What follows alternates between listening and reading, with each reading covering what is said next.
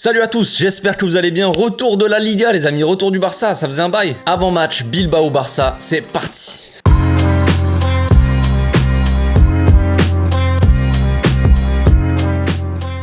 Au passage, n'hésitez pas à vous abonner, liker et commenter, c'est le meilleur moyen de me soutenir et ça fera plaisir à tonton. Ça faisait un bail, ça faisait une semaine qu'on attendait comme ça, tous on a pris des mauvaises habitudes. On a été habitués par toutes les instances du football, à avoir des matchs tous les 3 jours comme ça, utiliser les footballeurs comme des jouets, ça s'y casse, t'as compris? C'est des mauvaises habitudes, bah oui c'est des mauvaises habitudes, mais bon voilà, on est des enfants pourris gâtés du football, c'est comme ça, que voulez-vous. Bref, en tout cas le Barça retrouve les chemins de la Liga et se déplace à Bilbao et va retrouver son ancien cher collègue et cher ami Valverde, notre très cher coach, très cher ancien coach Ernesto Valverde. Bon, les retrouvailles c'est bien, voilà, on a tous les larmes à l'œil de voir Valverde, surtout loin de notre club, hein, j'ai envie de dire quand même un petit peu, mais bon bref, je ne veux pas être méchant avec Ernesto. S'il te plaît Ernesto, pardonne-moi. Bon, on a déjà parlé des 2 prochains matchs qui vont être assez importants, on va dire, pour cette fin de saison, même si ce n'est pas décisif concrètement, hein, le match contre Bilbao et le match contre le Real Madrid, c'est pas vraiment décisif pour cette fin de saison, mais quand même, c'est des matchs très importants à aller gagner, tout simplement, il faut absolument gagner, c'est des finales, on peut considérer que Bilbao est comme la demi-finale, si tu préfères, et le Real Madrid, là, c'est un peu la finale, c'est pas forcément la finale de la Liga, ça veut pas dire que mathématiquement on sera champion si on va gagner ce match contre le Real Madrid, si on gagne ce match contre Bilbao, mais mentalement, frère, ça te met dans les meilleures conditions pour aller, tu vois, pour sceller peut-être la Liga. Psychologiquement en tout cas la célèbre, tu vois, pas mathématiquement mais psychologiquement, bah ça tu mets un gros coup derrière la tête du Real Madrid, toi tu prends vraiment, tu prends énormément d'avance et après tu peux dérouler, ça te laisse des chances, on va dire, l'occasion de te manquer parfois, même si on n'a pas envie, je sais bien, mais ça te laisse des bonus, des petites chances, des jokers, voilà c'est ça le mot, je cherchais le mot joker. Mais bon, le déplacement il est assez périlleux à Bilbao quand même, c'est pas une équipe facile à battre non plus, même s'ils sont pas très en forme en ce moment, ça reste une grosse équipe, une équipe un peu embêtante. On sait que les matchs contre Bilbao, historiquement, c'est quand même des beaux matchs. Donc il va falloir y aller, tout simplement. Ne pas penser d'abord au Classico, même si tous les supporters y pensent, je sais, mais les joueurs, eux, ils doivent pas penser au Classico. C'est dans une semaine, les gars. Une semaine à attendre pour un Classico, c'est une éternité. T'as d'abord ton match de Bilbao à gérer, frère. Tu le gères et après on voit. Après on est tranquille. Concernant la forme des équipes, comme je le disais, Bilbao, c'est pas la joie. C'est pas la fête au village, évidemment. Si on prend les 10 derniers matchs de Liga, ils seraient classés, juste sur les 10 derniers matchs, le Bilbao serait classé 17ème de Liga. Donc c'est pas fou. C'est pas très fou, je vous l'avoue. Oui. En attendant, si on prend le classement général, ils sont 9ème, à la 9ème place dans le ventre mou de Liga, on va dire. Donc c'est un peu compliqué pour eux, tu vois. Ils sont pas relégués. C'est pas une équipe comme Valence, tu vois, qui doit être mort de faim sur le terrain, comme on l'a vu le week-end dernier, même si c'était quand même assez facile un match, même si on a galéré, mais censé être un match assez facile à gagner. Là, Bilbao, ils sont pas forcément relégués, donc ils ont pas le feu aux fesses, tu vois. Et d'un autre côté, ils sont pas si loin des places européennes, tu vois. Ils sont à, je sais plus de tête, je crois qu'ils sont à 33 points ou 34 points. Ils doivent être à 4 points en gros. 4-5 points des places européennes. Donc évidemment, il y a la place encore pour eux et je pense que ils vont essayer d'aller chercher un maximum de points pour aller essayer de gratter les places européennes, évidemment. Bilbao, il reste sur un match nul et 3 défaites, toutes compétitions confondues, d'affilée, 3 défaites d'affilée. Leur dernière victoire, elle remonte à un mois, pile poil. C'était le 11 février. C'était contre Valence, évidemment, comme notre dernier match. Donc cette saison, Bilbao, voilà, c'est pas des foudres de guerre en termes de stats, on va dire, on va parler un peu stats. Ils marquent pas énormément de buts, hein. Ils ont une moyenne de buts de 1,4 par match, donc c'est une moyenne 1,4 buts par match, c'est bien sympa dit comme ça, mais en gros un match sur 2 ils mettent un but, un match sur 2 ils mettent 2 buts à l'adversaire, donc c'est pas fou, ils ont encaissé en moyenne à peu près 1 but par match, donc c'est pas énorme. Nous quand on compare avec nous, notre moyenne de buts par match c'est 0,3, tu vois, donc on prend quand même très peu de buts, en Liga je précise évidemment. Après ce qu'on peut remarquer chez Bilbao, c'est qu'ils sont quand même beaucoup mieux à domicile qu'à l'extérieur. À domicile c'est 6 victoires en 12 matchs avec 2 matchs nuls, donc tu vois ça reste assez positif on va dire, alors qu'à l'extérieur par exemple c'est 3 victoires en 12 matchs et 5 défaites, donc c'est vraiment pas la folie. On s'en rappelle tous d'ailleurs de notre match à domicile, donc eux à l'extérieur on les avait mangé 4-0, c'était magnifique. D'ailleurs à l'époque, petite précision les amis, je crois que c'était pas vraiment je crois que c'était peut-être la première fois, je sais plus exactement en termes de, pas forcément en termes d'animation mais en termes de poste, Pedri avait joué, je sais pas si c'était le premier match mais il me semble que si, Pedri avait joué en faux ailier. Donc à l'époque c'était pas Gavi, c'était Pedri. Pedri avait joué à faux ailier, Baldé qui montait dans le couloir et on jouait en 3-4-3 avec 4 milieux et on avait fait une masterclass tout simplement. Xavi avait surpris je pense Valverde. Masterclass de Xavi, ça avait très bien marché. Est-ce que là maintenant que Valverde est prêt, il a eu le temps d'analyser tous nos matchs, tout ça, surtout qu'il nous manque Pedri concrètement, est-ce que ça va être différent? Est-ce qu'on va gagner 4-0? Ça quand même ça m'étonnerait. Côté Barça, vous connaissez un peu nos problèmes, hein. Pedri n'est pas là donc comme je le disais.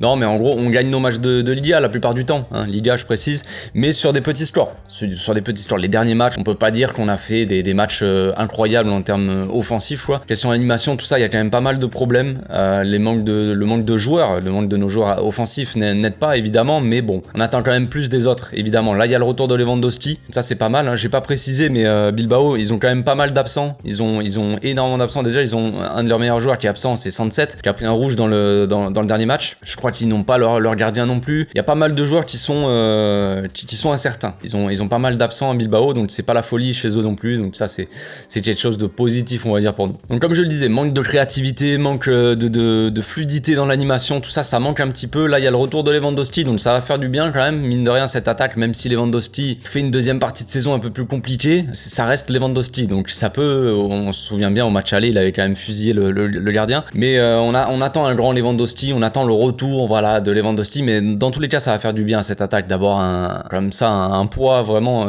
qui pèse sur les défenses quoi, et un mec qui sait orienter le jeu, qui sait jouer de haut but, qui sait un peu tout faire, tu vois, parce que là quand on doit mettre Ferran Torres en faux neuf, évidemment que c'est compliqué. On pourra compter aussi sur le retour de Diaby qui avait été suspendu, donc qui était suspendu contre Valence, donc retour de Diaby, ça fait plaisir. Par contre le problème c'est évidemment l'absence de mon petit Ronald Araujo, évidemment suspendu, qui avait pris un rouge contre Valence, donc il ne sera pas là. Donc ça c'est la grande question, qu'est-ce qu'on va faire pour remplacer Araujo? Est-ce qu'on va mettre Marcos Alonso? Et il y en a qui se posent la question entre Marcos Alonso et Eric Garcia en défense centrale. Moi je me dis, est-ce qu'on mettrait pas plutôt Roberto? Enfin c'est d'ailleurs ma petit spoil alerte, je vais mettre Roberto en arrière droit. Rappelons-nous les amis, même si ça n'a rien à voir, même si c'est plus la même situation, mais bon ça c'est juste pour me défendre un petit peu. Sergi Roberto, prime, Roberto Carlos avait marqué au match aller les amis. Et oui, il avait claqué son petit but, il avait fait un grand match en Bilbao. Bon, c'était une autre époque peut-être. On se souvient quand même de notre dernier match à l'extérieur en Liga, c'était contre Almeria les amis, hein. Je vais pas donner le score sinon on va tous faire un malaise, mais voilà, on sait qu'on a des problèmes en ce moment. Attention, même si c'est pas du tout la même situation, c'est pas du tout le même contexte, le match contre Almeria c'était juste après la défaite, l'élimination de Ligue Europa. C'est différent,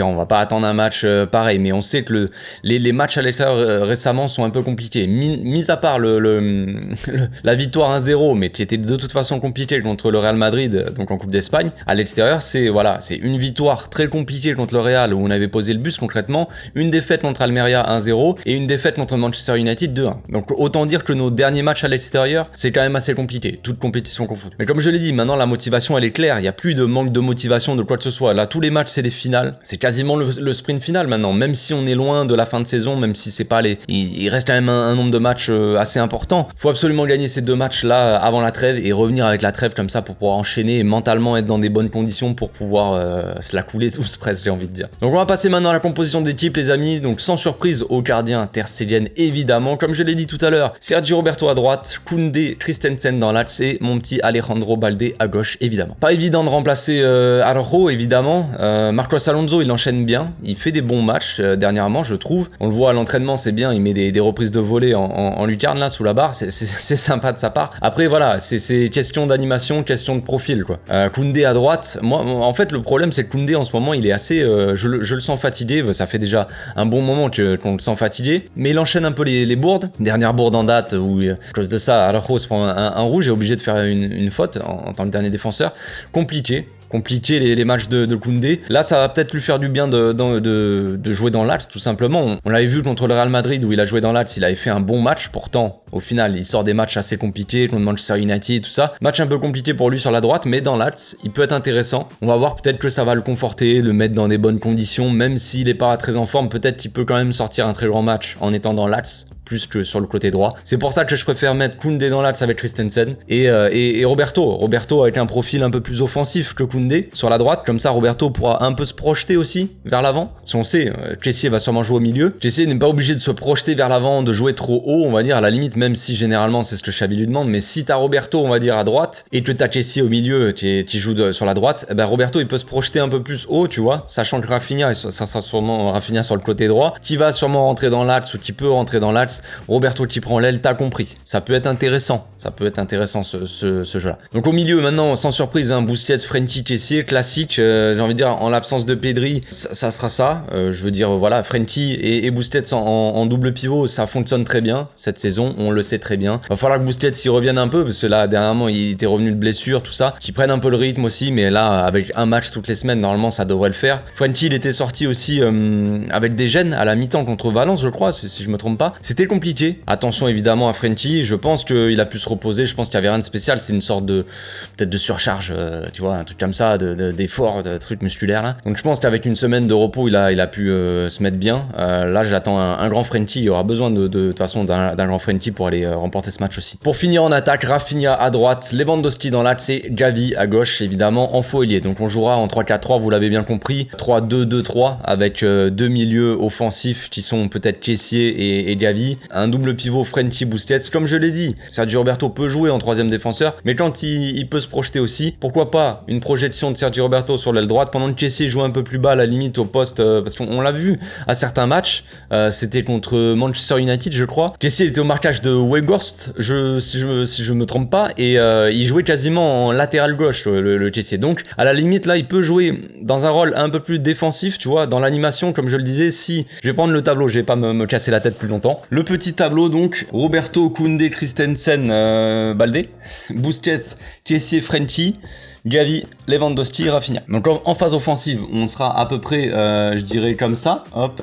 Hop, hop, hop. Ça, c'est le truc assez classique. C'est le truc assez classique avec, on va dire, le milieu à 4, donc avec Balde qui vient dans l'aile, qui se projette et qui joue comme un ailier en fait, avec 3 défenseurs. Sauf que là, les 3 défenseurs, il y a Roberto dans le lot. Je sais que Roberto, il peut jouer de toute façon 3ème défenseur, il peut avoir un rôle un peu plus défensif, c'est pas très grave, je veux dire. Roberto, c'est pas le gars qui t'apporte tellement offensivement que tu vois, tu peux pas t'en passer offensivement. Tu peux t'en passer très clairement offensivement. Mais comme je l'ai dit, si jamais il veut se projeter dans le couloir et que Rafinha il rentre dans l'axe comme ça, Roberto prend le couloir et on peut avoir un Kessié qui prend sa place à la limite. Avec toujours le double pivot Frenkie Busquets, avec un Gavi qui joue proche de Lewandowski, on sait que généralement il joue assez proche. Rafinha peut jouer dans cette zone-là un peu seul, tu vois. On sait qu'il est assez intéressant quand il rentre dans l'axe. Roberto donc dans le couloir, Balde, double pivot et défense à 3 avec Kessié. À la limite, selon les phases aussi d'animation, selon nos phases de possession, si vraiment Bilbao joue vraiment très défensif, on va dire, s'ils ont beaucoup de monde, beaucoup de densité derrière,